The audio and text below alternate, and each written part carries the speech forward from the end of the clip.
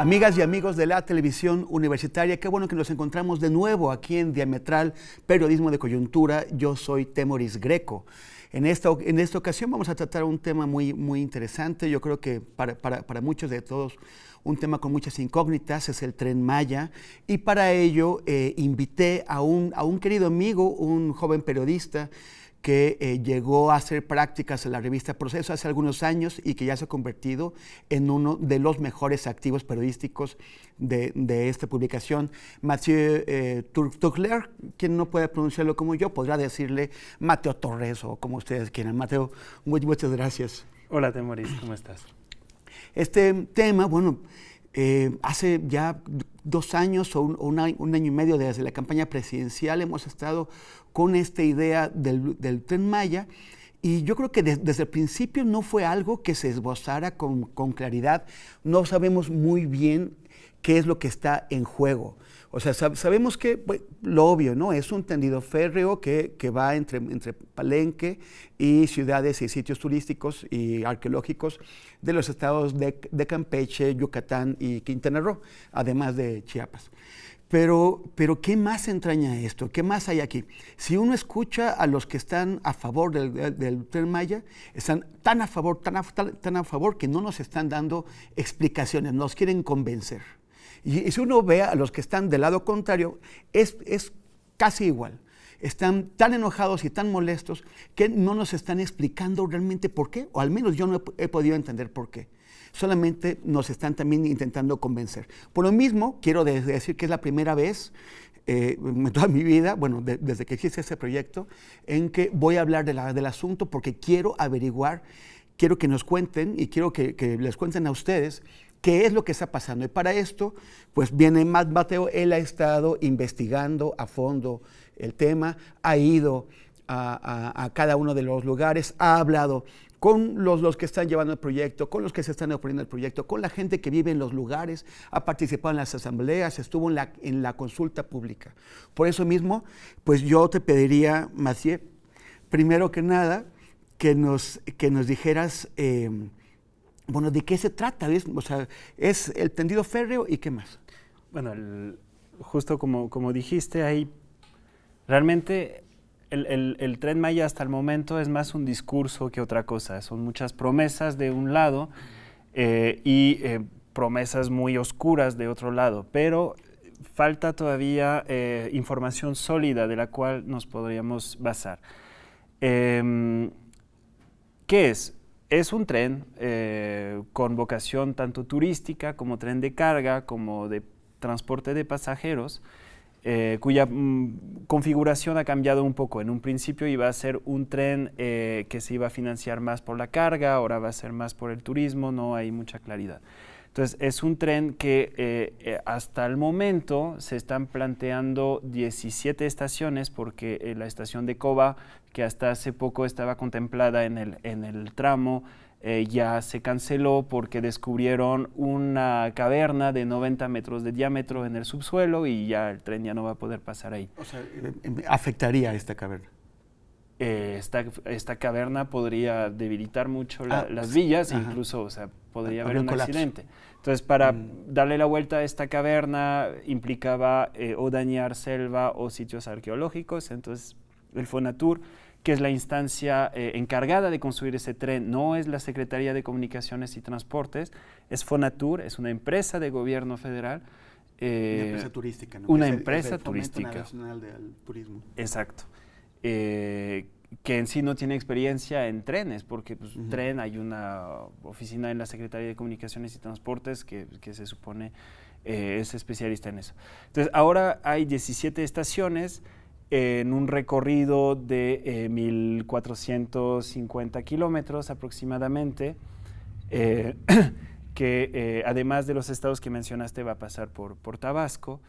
Entonces, ese es como el proyecto, pero además la idea principal de Fonatur es, o al menos la que expresan, es por una parte redistribuir a los turistas que llegan al aeropuerto de Cancún, a redistribuirlos en este proyecto que también ha llevado Fonatur, que es el del mundo maya, ¿no? Entonces, que es básicamente la península de Yucatán, hasta Palenque. Y los atractivos turísticos pues, son los sitios arqueológicos, pero también las poblaciones locales, que esto es parte de las críticas al proyecto que quizás podríamos ver después. Entonces, ¿qué implica redistribuir a la gente que llega a Cancún? Implica entonces, el transporte, pero también algo que se llama, que Fonatur llama polos de desarrollo. ¿Qué son? Prácticamente no hay información, pero lo que dice Rogerio Jiménez Pons, que es el encargado de Fonatur, es que alrededor de cada estación del tren se van a construir como ciudades nuevas o satélites de las ciudades ya existentes. O sea, en el caso, por ejemplo, de Playa del Carmen, pues no se puede construir otra ciudad, sino un área específica. Barrios, ¿no? Pero en Bacalar, el plan es una ciudad nueva, completamente nueva, porque Bacalar es un pueblo chiquito. Cuando hablamos de una ciudad, por ejemplo, ¿cuántas personas estamos pensando? Estaban hablando de 30,000 personas en un principio. La cosa aquí es que no hay información y todavía el 9 de marzo, que fue el martes 9, hubo una conferencia de prensa y yo todavía le pregunté a Jiménez Pons, pero a ver, ¿qué estudios tienen sobre estos polos de desarrollo? Y él dice, todavía no tenemos nada, porque son proyectos... ¿Quién es? Es el director general del Fonatur y es el encargado del Tren Maya. O sea, el Tren Maya es la obra emblemática del Fonatur para este gobierno.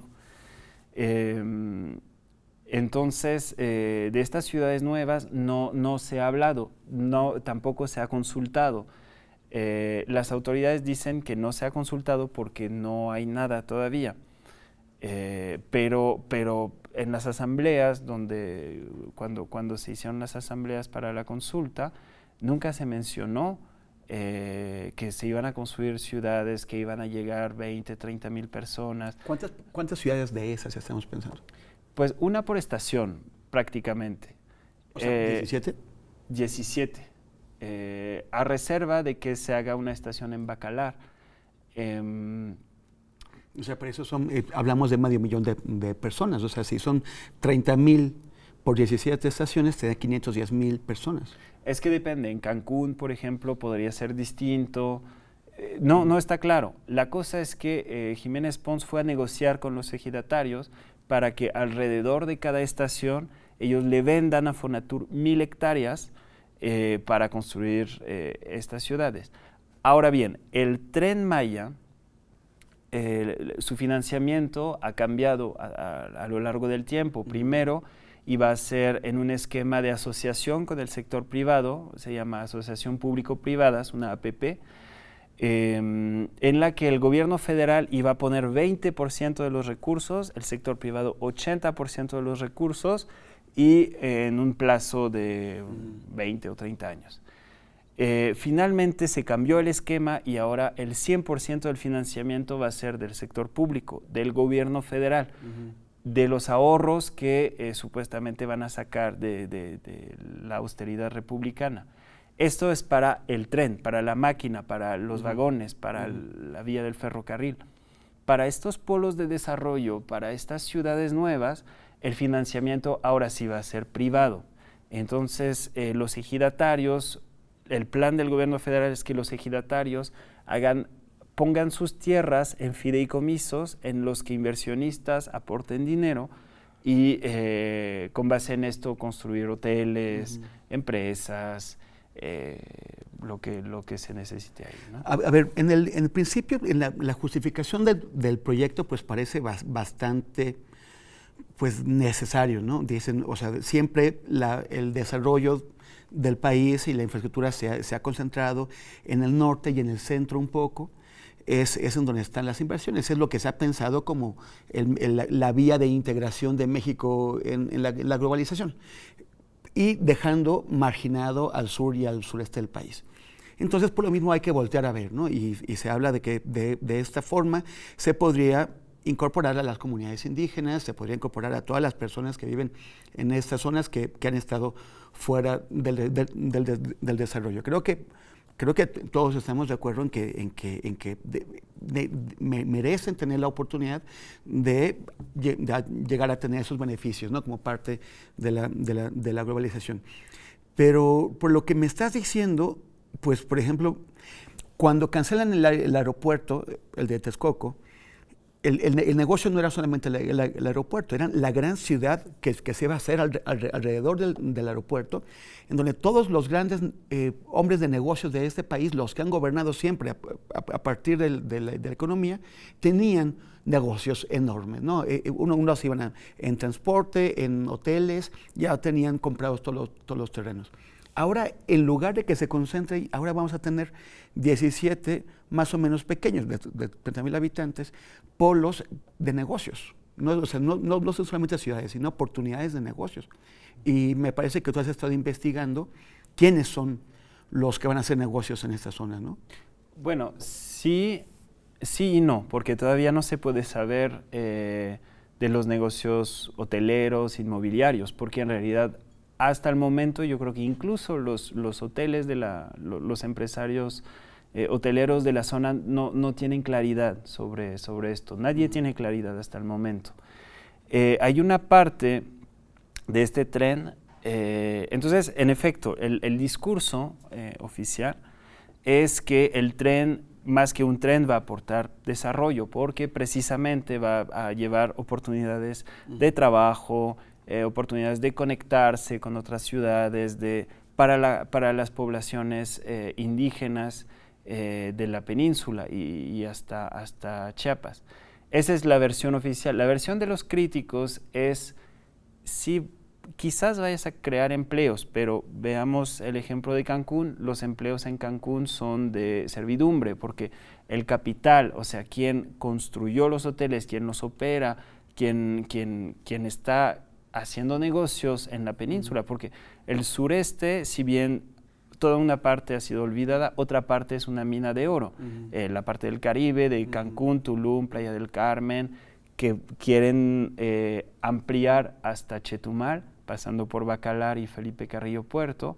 Ahí sí hay muchísimo capital, pero como el modelo es el de siempre, pues este mismo capital está en pocos brazos, y los críticos del tren es lo que dicen, pues sí, vas a crear nuevas oportunidades, vas a crear nuevas zonas hoteleras, pero voltea a ver a las comunidades, nadie tiene el capital para construir el hotel. Entonces, Mateo, vamos a tener que ir a una pausa. Si fuera internet tendríamos mucho más tiempo, pero bueno, vamos a parar un momento y en un instante regresamos aquí en Diametral. Regresamos a Diametral, periodismo de coyuntura. Estamos conversando con Mathieu Tourtler, Mateo Torres, y pues estamos viendo quiénes están haciendo negocio, ¿no? O quiénes, bueno, se pinta que van a hacer negocio, pero además de los que intervendrán después, cuando ya exista esta infraestructura, ¿quiénes son los que van a intervenir en el desarrollo de esta infraestructura? Bueno, en el desarrollo no se sabe porque los tramos están siendo licitados ahorita. Las obras deberían de empezar en mayo, entonces dentro de muy poco tiempo. Pero todavía no han salido los nombres de quienes van a llevar las obras. Hay una empresa española que se llama Cenermex, bueno, la filial mexicana de esta empresa, que ya está... ¿Es filial de quién? De Cener se llama. Cener. Que ya está realizando el programa maestro, y la ingeniería básica y esto, pero no se sabe todavía qué empresas van a construir cada tramo. Se están dibujando unas opciones. Entre otras, como tuvieron que redefinir el trazo del tren, entonces ahora de Valladolid va a ir a Mérida, a Cancún. Ahí están negociando con la empresa ICA, que es la que tiene el derecho de vía de la carretera de ahí. El director de Fonatur ya reconoció que van a tener que negociar con ICA para ampliarle su concesión, y él reconoció que ICA es quien tiene las cartas en mano en este asunto, porque ellos tienen el derecho de vía. Entonces, en esta negociación ICA va a salir beneficiada, al menos eso anunció el director de Fonatur. Y para el trazo más redituable del Tren Maya, que es el tramo que va de Cancún a Tulum, que es donde está todo el turismo de, de altos ingresos. Vía Playa del Carmen. Puerto Morelos, pasando por el parque de Xcaret y estos... que es la concentración de negocios una de las más grandes del país, ¿no? Probablemente, y con un sinfín de problemas sociales que ha sido provocado por este crecimiento sin frenos, ¿no? Pero en esto el Fonatur para este tramo está negociando con el fondo de inversión BlackRock, que es el fondo de inversión más grande del planeta. Está manejando muchísimos recursos, sobre todo de fondos de pensión. Esta empresa, según se nos informó la semana pasada, está interesada en invertir en la carretera que va de Cancún a Tulum. Y entonces ahí Fonatur está planteando una alianza, una APP de la que mencionábamos, una asociación público-privada, con este fondo de inversión gigante en esta zona. Eso sería para la construcción. Ahora, los críticos del proyecto, que tampoco podemos descartar su visión, dicen que además quienes se van a beneficiar, ellos dicen, los grandes hoteleros, o sea, los grandes capitales, que especuladores inmobiliarios, hoteleros, desarrolladores turísticos, que en general, si ves los nombres de quienes llevan estos negocios en esa región de México, no es gente maya, son en general apellidos más españoles, gente de la Ciudad de México, de Mérida, pero prácticamente no hay gente local. Y aparte, los críticos señalan que como el tren va a tener toda una vertiente de carga, es decir, carga de concreto, carga de carne, porque ahí es uno de los lugares donde más carne de cerdo se produce en México, carne, la industria avícola y la industria de la soya transgénica, que se está ampliando mucho en esta región, en la cual tiene intereses Alfonso Romo, el asesor, el jefe de la oficina de la presidencia. El jefe de la oficina de Andrés Manuel López Obrador. Ahí está toda esta vertiente de la agroindustria que está causando muchos daños ambientales, según sus opositores, y en la región, y los opositores afirman que el Tren Maya sería como un gran facilitador de esta industria, porque permitiría la salida de esta carne, de estos productos de soya, que están causando unos problemas ambientales bastante preocupantes. Oye, y bueno, ¿qué pasa desde el punto de vista de los mayas, ¿no? O sea, estamos viendo que hasta ahora el desarrollo, donde sí se ha producido, como la Riviera Maya, pues no toma en cuenta a los mayas. Ellos que siguen desplazados. Yo he estado en la zona maya de Quintana Roo, y no, pues la gente sigue muy pobre y además sufriendo de vez en cuando, incluso con epidemias que son bastante más graves que la que parece que la que se ha planteado recientemente. ¿Por qué los críticos están diciendo que esto va a afectar a las comunidades? Por ejemplo, el Ejército Zapatista de Liberación Nacional ha declarado su oposición total a este proyecto. ¿Y de qué forma sí podría beneficiarlos? O sea, veamos los pros y los contras, ¿no? Bueno, primero, pues yo no puedo hablar en nombre de ninguna comunidad de la que yo no soy originario. Lo que dice el Ejército Zapatista y más allá el Congreso Nacional Indígena, o sea, todo un buen número de organizaciones, es que ese es un megaproyecto más, un megaproyecto financiado desde el capital para el capital, y que al fin de cuentas no cambia el esquema, que sea un gobierno que se autoproclame de izquierda, no cambia la naturaleza del proyecto, que es un proyecto depredador y que va a despojar a las personas de sus tierras, que va a provocar daños culturales, porque precisamente una de las críticas en la región es la folclorización de la cultura maya, ¿no? Precisamente es tener en Xcaret a personas pagadas para bailar, cuando una cosa que es un espectáculo que no tiene ningún fundamento para unos turistas que han pagado su entrada. O sea, aquí hay un tema, pues sí, de despojo económico, cultural, simbólico, que es donde enfatizan los críticos. Ahora, los que apoyan el proyecto, pues van a decir, sí, pero es que de todas maneras hay que desarrollar esa región. Sí o sí, estas personas tienen derecho a incorporarse al mundo moderno, ¿no? De alguna manera. Pueden poner sus negocios, se pueden detonar industrias locales, se puede generar y detonar la economía local. Aquí hay un choque, ahora sí un choque de trenes, ¿no? En la visión de qué es el desarrollo, de cómo lograrlo y con quién. Porque el gobierno federal va a asegurar que él consultó a las comunidades y a las comunidades indígenas, y que hubo una tasa de aprobación de cerca del 100%, cuando las voces críticas van a decir, pero esta consulta fue un engaño, porque tu gobierno federal no hablaste del proyecto, estuviste promocionando un concepto tuyo, pero sin dar la información. Tú estuviste prometiendo carreteras cuando en realidad vas a construir un tren. Estuviste prometiendo acceso al agua cuando tú eres Fonatur, tú eres una empresa de turismo, no te corresponde hablar de agua.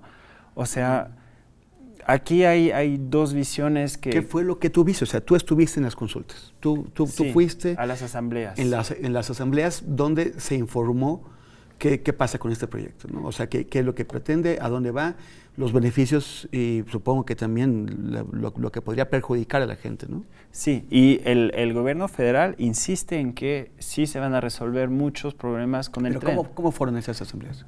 Mira, las asambleas fueron... Hay un tema simbólico que es interesante, porque las organizaban el Instituto Nacional para los Pueblos Indígenas, el INPI, y el Fonatur es quien venía a presentar el proyecto, ¿no? Se supone que el INPI en estas consultas debía mantener una postura neutral, ¿no? Yo solo soy el facilitador, pero aquí viene Fonatur a explicarles un proyecto y ustedes preguntan y... Bueno, lo que yo vi con el compañero fotógrafo con el que fui a la zona es que primero el INPI nunca fue neutral, siempre fue no es un proyecto neoliberal, ya es un nuevo gobierno, tienen que entender que aquí sí respetamos a los pueblos indígenas. Entonces, las personas de Fonatur tenían unas diapositivas donde pues enseñaban dibujos del tren y esto sin mencionar las ciudades, por ejemplo, y información muy técnica, ¿no? Van a ser dobles rieles sobre un piso así de basalto y bla, bla. Pero entonces la persona de Fonatur daba su presentación y al lado había un contingente impresionante de funcionarios federales de 10, 15, 20 dependencias de la Secretaría de Comunicaciones y Transportes, de Conagua, de CF, que estaban sentados ahí frente al público y que no decían nada, o sea, estaban ahí, pero era para mostrar que era un proyecto de todo el gobierno federal y que todo el gobierno federal venía a dialogar con las comunidades. Terminada la presentación, ¿qué ha pasado en todos los lugares? Es que las personas, autoridades ejidales en general o municipales, pues tenían una interlocución de, ok, el tren parece bien, pero mira, en nuestra comunidad lo que hace falta es la carretera, porque la carretera está muy mal, Entonces, primero nosotros necesitamos esto. Oigan, y nosotros pues, no tenemos agua. No, pues la escuela está destrozada desde hace 4 años y no ha venido nadie. Sobre todo problemas de carretera, ¿no? Y entonces, bajo este entendimiento de que los de Fonatur decían, es que con el tren van a venir muchos recursos, entonces vamos a poder hacer obras ahí, y entonces y vamos a darle seguimiento a sus peticiones para mejorar sus condiciones de vida.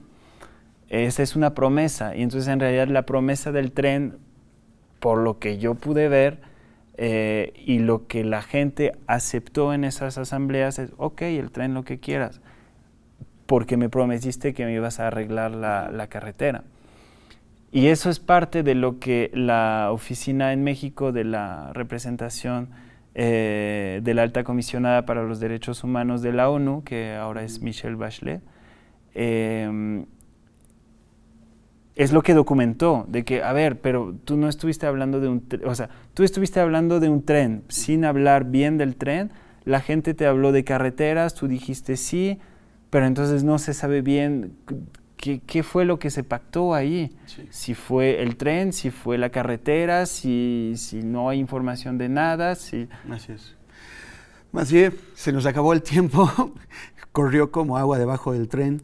Muchísimas gracias y nos vemos el próximo sábado en Diametral Periodismo de Coyuntura. Yo soy Temoris Greco.